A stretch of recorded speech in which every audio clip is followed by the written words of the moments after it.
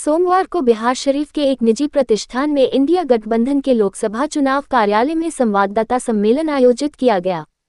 संवाददाता सम्मेलन को संबोधित करते हुए भाकपा माले के स्टार प्रचारक एवं नवनिर्वाचित एमएलसी कॉमरेड शशि यादव ने कहा कि ताराबिगहा की घटना हादसा नहीं, जघन्य हत्या है।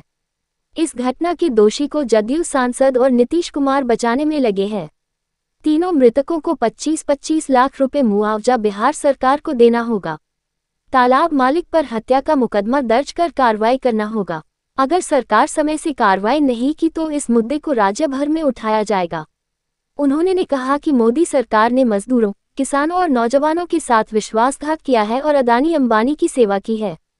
ऑक्सफैम की रिपोर्ट के अनुसार देश के 21 सबसे बड़े अरबपतियों की संपत्ति 70 करोड़ लोगों की संपत्ति से अधिक है। छात्र संगठन आइसा के राष्ट्रीय महासचिव एवं दिल्ली विश्वविद्यालय के छात्र नेता प्रसेनजीत कुमार ने कहा कि मोदी सरकार गुणवत्तापूर्ण शिक्षा, सम्मानजनक रोजगार एवं वंचितों को आरक्षण का अधिकार खत्म करने में लगी है। भाजपा नेता अभी से संविधान लोकतंत्र को खत्म करने के लिए 400 पार सीट का नारा दे रही है। इस लोकसभा चुनाव में देश का छात्र युवा भाजपा के मंसूबे को ध्वस्त कर देगी। सम्मानजनक रोजगार इस चुनाव में सबसे बड़ा मुद्दा है। इस मुद्दे पर घिरे पीएम नरेंद्र मोदी सांप्रदायिक नफरत बोने में लगे हैं। संयुक्त संवाददाता सम्मेलन को संबोधित करते हुए एक्टो बिहार राज्य सचिव कॉमरेड रणविजय कुमार ने कहा कि कमरतोड़ महंगाई और बढ़ती बेरोजगारी ने 2024 के चुनाव में मोदी मैजिक को खत्म कर दिया है। महंगाई से त्रस्त देश के मजदूर किसान मोदी नीतीश गठजोड़ को सबक सिखाएगी। नालंदा में बदलाव की हवा बह रही है और संघर्षशील युवा प्रत्याशी को नालंदा की जनता ने नेता चुन लिया है। आगे उन्होंने कहा कि 1 मई को नालंदा सहित देश के विभिन्न हिस्सों में अंतर्राष्ट्रीय मजदूर दिवस मनाते हुए मोदी सरकार के मजदूर विरोधी नीतियों के खिलाफ आवाज बुलंद किया जाएगा। संवाददाता सम्मेलन में एपवा नेत्री सावित्री देवी, नसीरुद्दीन, अधिवक्ता सरफराज अहमद खान ने संबोधित किया। लगा करके छोड़ दिया गया था और 3 बच्चे जो मौत के मुंह में चले गए, तो वो बहुत ही दुखद घटना है और अभी तक इस पर कोई कार्रवाई नहीं की है। तो सबसे पहले तो हम लोग ये मांग करते हैं कि जो तालाब मालिक हैं उनको जल्द से जल्द गिरफ्तार करके उन पर 302 का मुकदमा चलाया जाए और उन हमारे जो तीनों बच्चे जिनकी मौत हुई है उनके परिवार को 25-25 लाख का मुआवजा दिया जाए।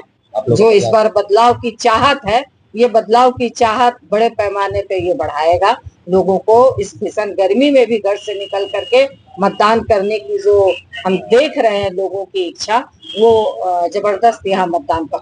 नालंदा नीतीश कुमार का गढ़ माना जाता है। नालंदा नीतीश का गढ़ है, मगर जिस तरह से नीतीश कुमार लगातार अल्टी पल्टी करते रहे और 30 बरस से 32 बरस से यहाँ हैं, मगर हम लोग लगातार क्षेत्र में घूम रहे हैं तो देख रहे हैं कि इन्होंने सचमुच जनता के विकास का कोई काम नहीं किया। जो 15 साल से यहाँ सांसद हैं, इन्होंने, जनता इस बात को कह रही है कि हमारा एक सवाल भी संसद में नहीं उठा। अगर 15 बरस में 15 सवाल भी उठाए होते जनता के पक्ष में तो कोई बात होती, बल्कि आज इनके अंदर इतनी बौखलाहट हो गई है कि वो आज हमारे उम्मीदवार को, हमारी पार्टी को हत्यारे की बातें बोल रहे हैं। तो यही आप समझ लीजिए कि उनके अंदर बौखलाहट है, क्योंकि जनता के अंदर बदलाव की चाहत है। इसलिए इस बार गढ़ और मठ दोनों ढहेंगे। मौके पर उपस्थित एमएलसी शशि यादव ने कहा कि अब तो पहले मैं आपको बता देना चाहता हूँ, 14 में ही किला हिल गया था। 14 में तो बेईमानी से जीता गया, तो 14 का बदला जनता 24 में देने जा रहा है। बड़ी बुरी तरीका से इस बार यहाँ एनडीए कैंडिडेट को लोग पराजित करने के लिए मन बना चुके हैं।